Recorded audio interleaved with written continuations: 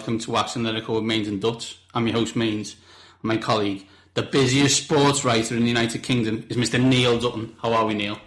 I'm just cranking it out. Look. Every day, me and Neil are in an NFL-related iMessage group. Yeah, we are Apple all the way. And every day, Neil posts 2 links to one of the websites he writes for in a kind of read this and forward it on. I can barely do tea and put the baby to bed, and Neil's also doing 5 articles. Good on you, Neil. Like you were. Well, as the great Matthew Berry said, until the whole world is playing fancy football, my work is not done. So, Neil, what articles have you been enlightening the world with over the past few days? In the past few days, I've done a draft recap for the AFC South. So all skill position players who were drafted. You can go to this article. You can find what the good people of Rotoviz think about these players. You can see some comparisons, see some stats. Are we high on them? Are we low on them? Can we not believe where they've gone?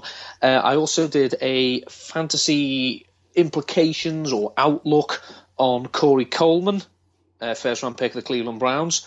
The top 3 rookie tight ends taken, Hunter Henry, Austin Hooper, and Nick Vannett. And an article that I've had published today was on 3 undrafted free agents who may have fantasy appeal. This is excellent work, Dutton, and why you're the one who gets paid for this kind of gig.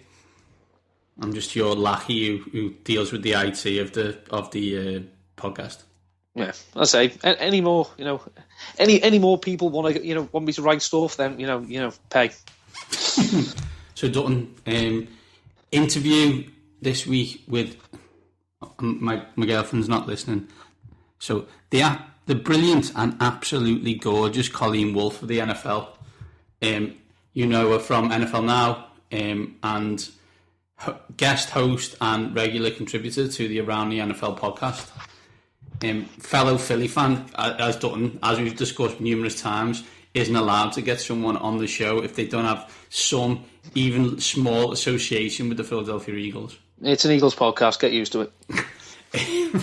To be honest, we should associate ourselves like that, because we do have a lot of very good people on the Eagles, and I'm looking forward to them talking about Carson Wentz for the next few years, good or bad.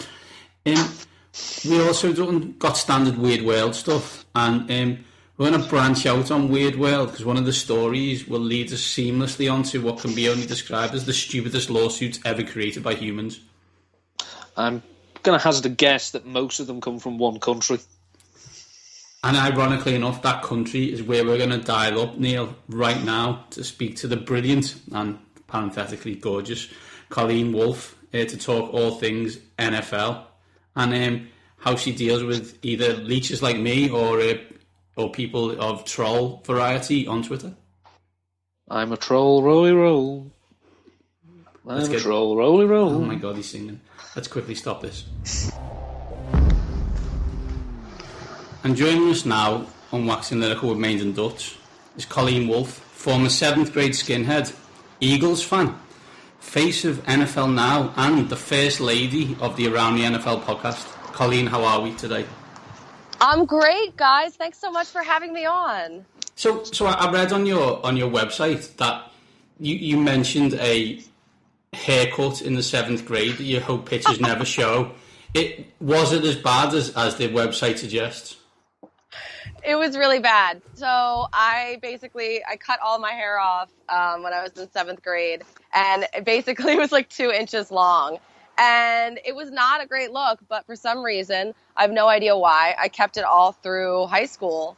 And I was a figure skater, and I was kind of a tomboy, and I had really short hair. There were a lot of questions about what was happening in my life, but I've since outgrown that stage, yeah. And I never want to cut my hair again. That makes perfect sense, and as Dutton will tell you, he started cutting his as little as possible, although it's growing as little as possible. It's because it's the less I have to get my hair cut, the cheaper it is. Yeah, it's true, Neil. True. It's ultimately it's all about economics. It is basic standard cash flow. Colleen, first things first. How was Chicago? And Chicago was great. And Neil has been, so his favourite place was Timmy O'Toole's, and he wonders if you got the chance to go.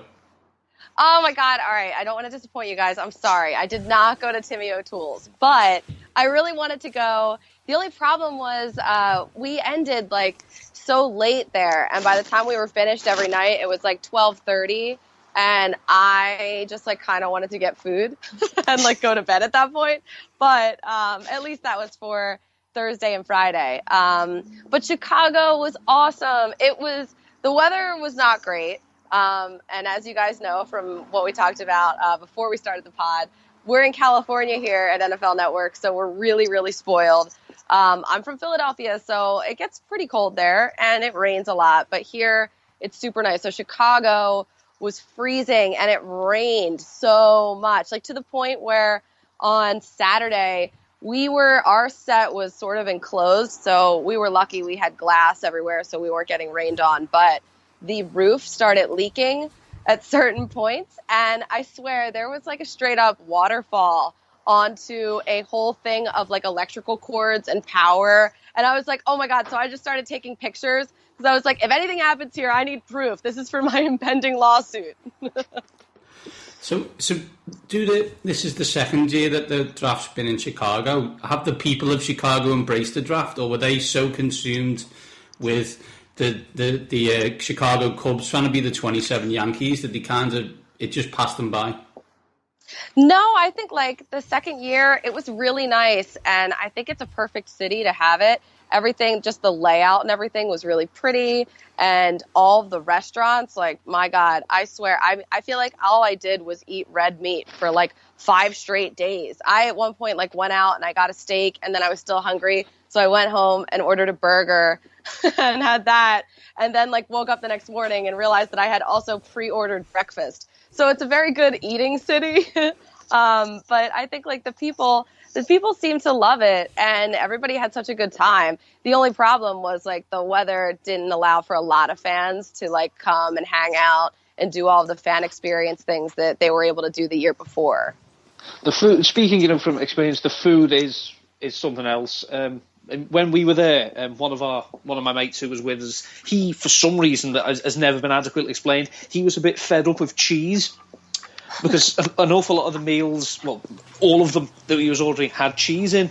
So we went into one place that looked very nice. He thought he was safe, so he ordered sausages and mashed potatoes, thinking that's safe. Yeah, there was cheese in the mash. Really? Yeah. There was cheese in the mashed potatoes? Yeah. Wow. Oh my God. I mean, maybe I've just been eating cheese this whole time and didn't even know it. Who knows? See, we were so excited, but the look on his face was as if, we'd just told him that Santa wasn't real. He was absolutely devastated. Yeah, that'll do it. Though cheese is delicious. Cheese is wonderful. Why would you not want cheese? Exactly. Obviously, as I say, you're from Philadelphia. Do you think? Would you like to see like cities that maybe don't have a chance, he says, inverted commas, of having a Super Bowl? Do you think maybe that they could be part of some rotation to have the draft, or are you more in favour of keeping it in one place? Oh my God, I would love for the draft to be in Philadelphia. That would be great. I feel like I spend most of my time out here in LA honking about how wonderful Philadelphia is and like trying to defend its honor because everybody loves to pile on Philadelphia and make them out to be like it's such a terrible city and the fans are so crazy. I am a little worried about the fans, though. I'm not going to lie. If the draft is in Philadelphia, there is a handful. There's like a pocket of fans that really sort of ruin it for the rest of us. But it would be so nice to have it in Philly. And I don't know. So I'm actually married and my husband lives in Philadelphia and I live in LA. So having the draft in Philadelphia would be super convenient for my personal agenda. And obviously as well, I mean, having it in Philadelphia where the film tagline that everyone knows about associated with Philadelphia, his whole life was a 1,000,000-to-1 shot. That's what these people being drafted, they've already beaten the odds to get there. Right. I mean, there's going to be, if the draft is in Philadelphia, I can't even imagine how many Rocky references will go down in the city. There's going to be a lot. But I mean, the city, the layout is really, I think it's good for it. I mean, you got the art museum there, and if you've seen any of the Rocky movies, you know the art museum, running up the steps and that whole thing. But I think it's a great city for it. I think that they should rotate it. As much as I love Chicago, I'm saying let's go to Philly. Let's just move it all around. Let's go overseas. Let's do it all over the place. I mean, we're all for bringing you guys to London, although as you mentioned pre-pod, Colleen, you will need to bring an umbrella. I know, yeah, but now we're used to that, so I feel like we can do it. Like, we're not that soft yet out here. Did you see that the Jaguars sent one of their players over to London to announce their 5th round pick, and then they traded their pick away? And then they traded the pick away. That was hilarious. I did see that. He was laughing about it. I guess they flew him and one of their fans as well, I think, over there, and then they traded the pick away, but I think they did end up announcing a pick later on in the rounds, so it wasn't like totally lost. But hey, they got a free flight to London, which is pretty great. It's not like they said mid-flight turnaround. Yeah, exactly. That would be totally different. So, in the interest of full disclosure for people who can't hear your voice or haven't seen you on the telly, you're a lady. And you work in what can only be described as a very male-dominated field. I know recently, especially on a 4-lettered sports-related TV channel in the States that you probably can't talk about, they talked about a lot of negative tweets and comments that their female writers and opinion peacemakers had. Do you receive that kind of bad tweeting, I guess, trolling, and how do you deal or react to it? I mean, I feel like I've been receiving that type of like treatment for as long as I've been doing this. It's like that. I guess it was Sarah Spain, and I can't remember who else did it with the mean tweets, and it was so well done, and it was funny because I showed it to a couple of the guys I worked with, and I just sort of watched their reaction to some of the things. Like the tweets are super dark and really aggressive, and just like it takes personal attack to a whole different level. And I was sort of watched their reactions as they listened to the tweets being read, and they were like, they couldn't believe it. And I'm like, this is exactly how it is. Like you get this type of stuff all the time. And I was actually talking to one of my friends about it the other day, and I feel like I'm lucky to sort of been eased into it. If that's like, I mean, not lucky, but if you're going to have to deal with it, to have like sort of dealt with it from the very beginning on a smaller level, then by the time I got to NFL Network, that I can just sort of block all of that out. I can't imagine people who are sort of thrown into the spotlight and then they are just bombarded with all the crazy hate. I mean, it's for real. There have been times where like I've been threatened. People have been like, I know where you live. I hope you die in like, I mean, I don't want to get too dark on the pod for you guys, but there has been some, we'll do that like, ourselves. Really, really, really outrageous stuff that people have said. And it used to, when I first started, it used to kind of bother me. And it would sit with me and I would like let it fester. But then after a while, you really do become sort of numb to it. So you kind of get those, like you get like a handful of people like that every day. And you just like, I either block them. I block them if it's like really crazy and over the top. But otherwise, I just ignore it. I mean, you have to learn to ignore it or else it'll just completely tear you apart, which sucks. Is there in the actual office itself, Colleen, and you're probably just going to totally blank this question, that's fine. Is there a difference between speaking to the likes of Chris and Dan compared to, like, I don't know, some of the Maurice Jones-Drew, Marshall Faulk, Michael Irvins of this world? Wait, so what do you mean? Like, as far as... Do some of the NFL former players deal with all writers or all on-air talent? I don't know if that's the right word. Differently in terms of, do they just say, oh, you guys don't know anything about football, or are they more welcoming than that? No. I mean, like, I think it's funny because it's just like, it's any sort of workplace. You sort of have your, like, group, and it's like, I want to say it's like not cliquey, but it is kind of cliquey at the same time here. So you have like your group of friends and like you like to do segments with them. And so, I think that I get along so well with all around the NFL guys, and so we all hang out outside of work. But like also like Maurice Jones-Drew, Ike Taylor, I love those guys. We love working together. We hung out in Chicago. It's like we're all like actually friends, but I don't really work with a lot of the other guys that do, like Marshall Faulk I've never worked with before. So it's very cordial though. It's very professional, and everybody here is really cool. Like there's not anybody here that I'm like, oh my God, I can't stand working with this person, or I hope I never have to do a segment with that person. Everybody has been really, really professional and fun. So that's like, thank God, because I've worked at places before that are not like that, and it really makes things tough. I remember reading. Is one of them, you know? Yeah, I remember reading the ESPN book by James Miller, and that made that sound really exciting in a bad way. But yeah, I see what you mean. Yeah, it's like I think that every time I work with somebody new, I think people sort of have a preconceived notion of like who I am and what I know, and I almost feel like they'll figure it out once we start talking that maybe I'm not the way that they think I am, just because they're so like the cliches are really hard to disprove. And so it's like I kind of get into a lot of those situations where I feel like I'm having to prove myself, but at the same time that's like that ruins a segment. So you don't want to be like overcompensating and throwing in stats and being like the crazy sports girl, all the time. It's just like you want to have a normal conversation with another human being, which just so happens to be about sports. You've been, a regular guest. We've alluded to at the start. You've been a regular guest on the Around the NFL podcast. You've guest hosted it. So I think you've pretty much sat in everyone's chair. Is a podcast something you'd like to do yourself, maybe with someone else, or are you just committed to what Dave Damashek calls the fancy TV stuff?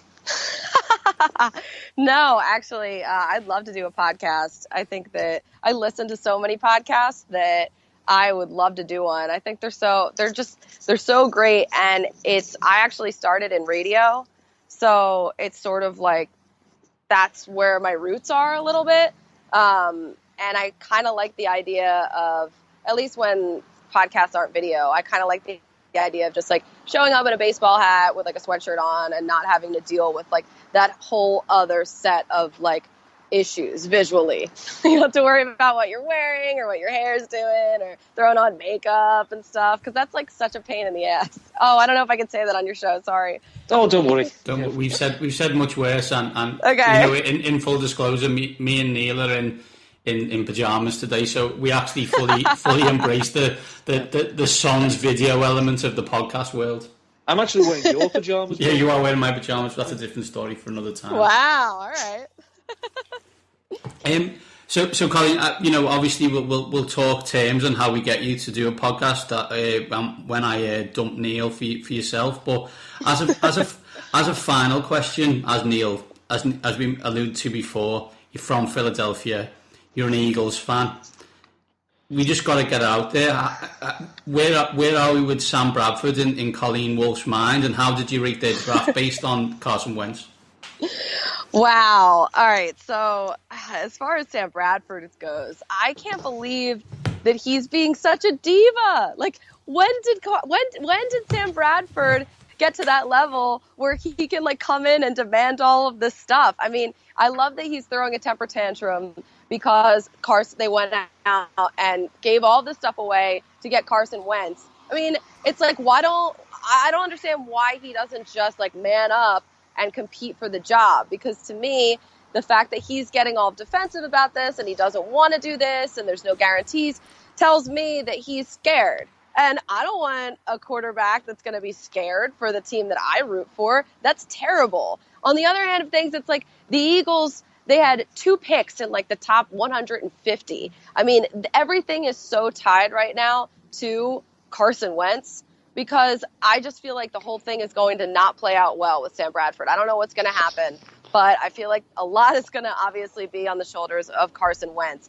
And if he delivers, that's great. He basically saves Howie Roseman's job and rewrites his entire legacy in Philadelphia if they find a franchise quarterback. But it's like, if they don't and he's a total bust, oh my God, it's going to be horrendous to watch for years and years. I mean, as long as, like you said about rewriting his legacy, if someone could rewrite Howie Roseman's jokes, I think that would be a bit. that would be a mini victory. Yes, he likes vanilla and he likes chocolate ice cream. That was so weird. Because I was watching it on the Eagles app on my phone while it was happening, and as soon as he started talking, that I was like, "Oh, just stop talking, please." Just... I know, and then he went back. I don't remember which one was first, but it was like he was talking about pepperoni and sausage pizza, and then chocolate and vanilla ice cream, and I was like, dude, what were you doing before this? Somebody get him a sandwich. I don't know what's happening, but this guy's hungry, he needs lunch.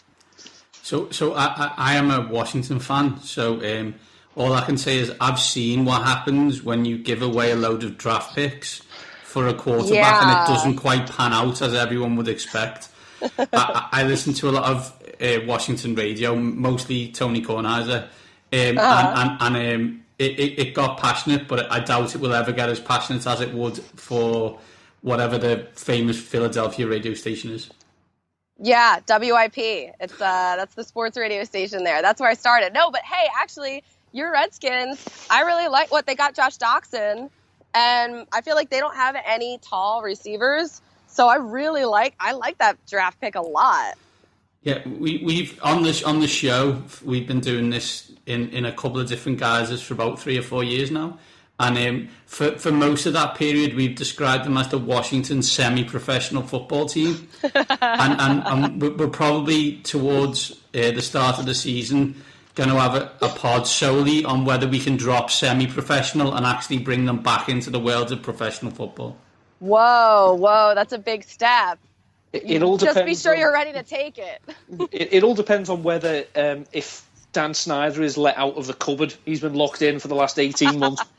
I don't know. Yeah, maybe they should keep him in there though, because things are looking good right now. Yeah, I've got. Don't worry, Colleen. I've got the key, and they'd have to find me. They would have to find me. Colleen, oh my God, that's great. Colleen, thanks a lot for your time. We really appreciate it, and we will let you get back to, as we describe it here in the UK, sunny and 72 Los Angeles. Oh, all right. It's going to be tough, but I think I can do it. Thank you so much, guys. Well, Neil, that was a brilliant Colleen Wolfe, and let's not play games here, Dutton. May have fallen in love there. May have to move to Los Angeles and find out. May move to Philadelphia first, find out who her husband is, deal with that situation, then move to LA. So that's Colleen and Liz Loza. Yeah, that's two in theory, Dutton. That is East Coast and Central Time. I'm just an East Coast lady away from the full set now. Praying to God right now that Kate can't hear me in the other room. Because she won't listen. She's not going to listen to the show. Why would she? No. Why would she listen to the show? That would be ridiculous. Shall we crack on? Let's crack on before I get myself arrested. It's Weird World time. We love Weird World. We get stories of lots of different people across the internet, and we also find our own to try and see why the world is so weird and what kind of strange stuff's been going on this week. So I've got a couple for you here, which are absolutely magnificent. And then the third one will lead us swiftly on to our stupidest lawsuits created by humans. Do it. First one, Dutton. Naked cleaner ad in newsagent's window yields 8 applications for 70-year-old voyeur. Now, I hear what you're thinking. Why do we always do stories from America? No, Neil. A pensioner from Bristol has received 8 applicants after leaving a postcard in a newsagent window looking for a nude female cleaner to work for £20 an hour. The job offer called for someone from 18 to 55 of any shape, right, to clean the man's house in the buff for 2 hours every week. See, this isn't the only weird news story regarding a pensioner and, a penchant for nudity this week. There was the gentleman, the 82-year-old man who was arrested in the Clyde area I think because he was going around he was walking around his local housing estate with his Sky television remote and was turning their televisions to Babe Station.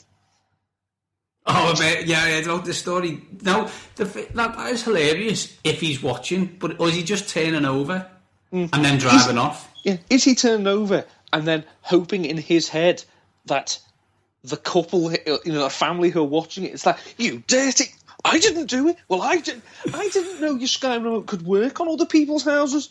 Neither did I, and I think he's probably had to do a bit of work on that there, but it's an excellent thing. I need to talk you now through what John from Bristol said related to this. Explaining his unusual job listing, John said, there are dozens of ways I could pay for women. It's not a sexual kind of thing. I asked myself parenthetically as you asked for them to have no clothes on. I'm a voyeur. I accept that. No one knows about it. It's a personal thing. This is the internet. I'm reading this off, Dutton. So let me just... No one knows about it. It's a personal thing. He told the media. We have thousands of people download this podcast weekly. It's no one knows. People know me. John from Bristol will find you. Yeah, my cousin Jen was advertising on some job website. I'm not sure what it was. She's worked in Australia. She's been a nanny. She's done childcare jobs, and she received an email on one of these sites saying, "Saw your profile. Are you solely interested in childcare, or would you entertain different job offers?" And she said, well, within reason, can I ask what the job is? And he then sent back like a paragraph saying that I'm sure Jen won't mind me telling this, and again, she's not listening, that he would pay her for her time so he could tickle her in various places. But added, this is not sexual. I think it is a little bit, mate. It's not sexual until the man grabs his own part of body. But let's move on, Dutton. And starts tickling that. Exactly. So, Dutton, did you hear the story of Boaty McBoatface? Yes. Okay. Which, for people who weren't aware, there was an internet. The internet was asked to name a boat. A £200 million ocean research vessel. And it got the name Boaty McBoatface. So... you'd think that people would learn. I don't think they have. No. A school in Texas had a Boaty McBoatface moment after internet jokesters hijacked a poll to change their name. Robert E. Lee Elementary in Austin, Texas. He was a general in the Civil War in America. Get on me. I know some American history. I think play for Newcastle. That he was just Robert Lee, not E. Lee. That's the only difference. Both of them were excellent, coming late on breaks and scoring from the edge of the box. Texas asked the public to suggest new names after hundreds of parents were offended by its homage to Confederate Army General. That's right, Confederates didn't like slaves. Sorry, did like slaves. Wanted to keep them. Some of the names put forward were entirely serious, with 30 people voting for the school to be named after late novelist Harper Lee, and 35 voicing their support for the name to go unchanged. However, other suggestions for the rebrand included Drew Brees Elementary, Bruce Lee Elementary, keep the Lee, I guess. Keep the Lee, yeah. John Cena Elementary School. You can't see it. Can't see it. The Adolf Hitler School for Friendship and Tolerance. Don't laugh. And Schoolie McSchoolface.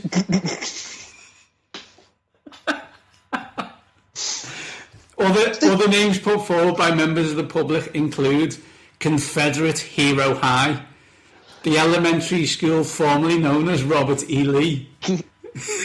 Generic school name.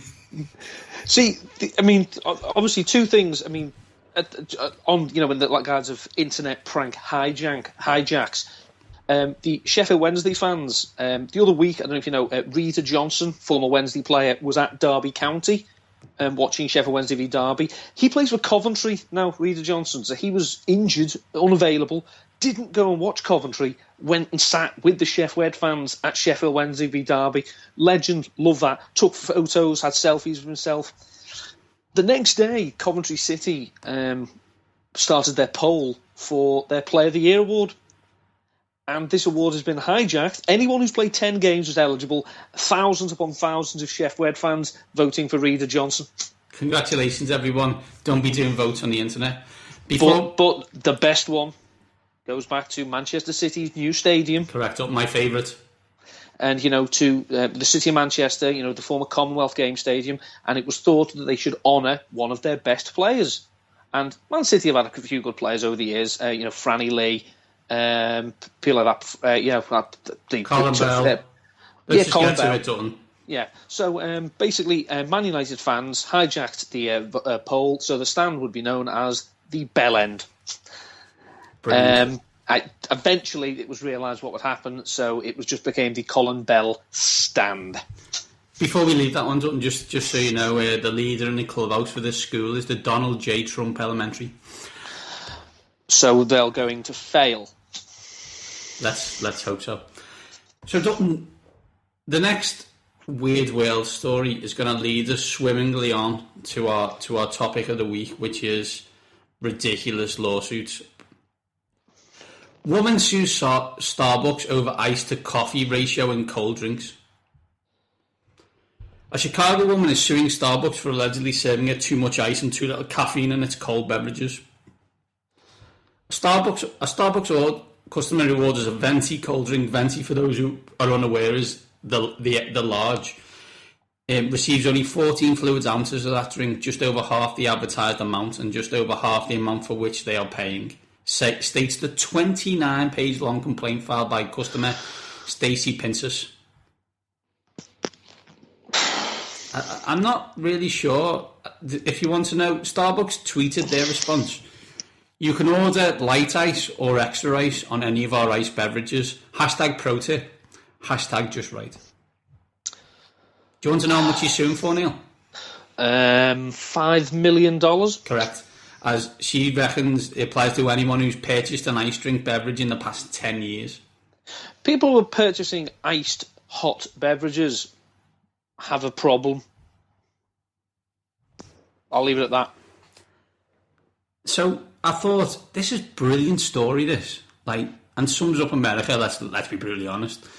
So I thought, let's find some other stories. Some American, some not. But let's get on to it, Don. First one. It's brilliant, this one, right? Leadbeck versus McDonald's restaurants. Also known as the McDonald's coffee case or the hot coffee lawsuit. 1994. New Mexico civil jury awarded $2.86 million to Stella Liebeck, a 79-year-old woman who suffered, sorry, and I'm laughing, third-degree burns in her pelvic region when she accidentally spilled hot coffee in her lap after purchasing it from McDonald's restaurant.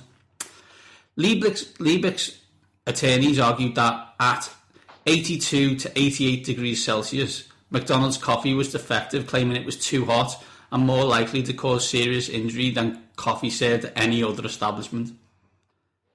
Isn't coffee supposed to be at 100? Isn't boiling water 100 degrees? Yeah, and all hot beverages should be served with boiling water, not boiled water. Exactly. So that's below, and she won $2.86 million. So the jury damages included $160,000 to cover medical expenses and compensatory damages, and $2.7 million in punitive damages. Wow. I mean, this is one of, the standard bearers of stupid litigation.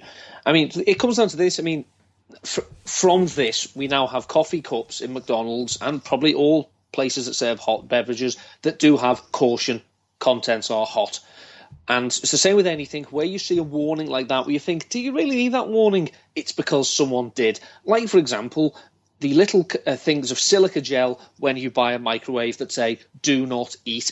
Some people, well, why would you? Well, no, clearly somebody did. That's why we have to have warnings in case the rest of us devolve into a dickhead state of affairs. It's the way, it's unfortunately the way.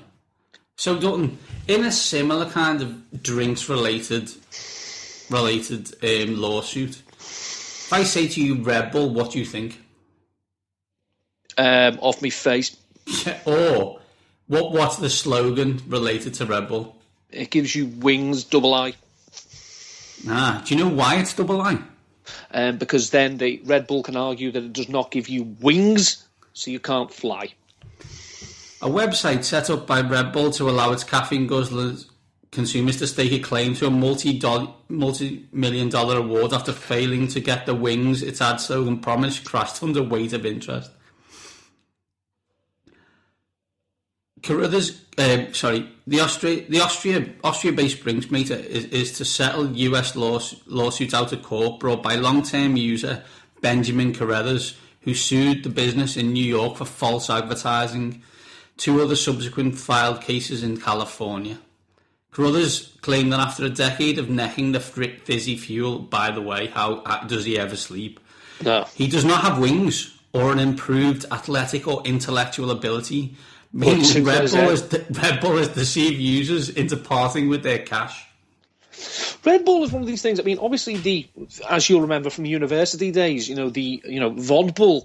And the problem you have with that is that Red Bull is there to try and kickfire your metabolism to make it go quicker, and vodka slows it down. So you have these two things working against each other, and you've just paid £3.50 for a double shot of it. The deal will cost Red Bull $13.5 million, $6.5 million of which will go to an estimated 1.4 million people. I've probably had 5 cans of Red Bull in my life because it's foul. It's fizzy Benylin. Fizzy Benylin. For those who don't live in the UK, Benylin is cough medicine. And not very nice cough medicine. And also not very nice, yeah. That is also true. So Dutton, final one, and I thought it was apt. We've talked naked far too much on this show this week, so let's do it one more time. If we must. Man 77.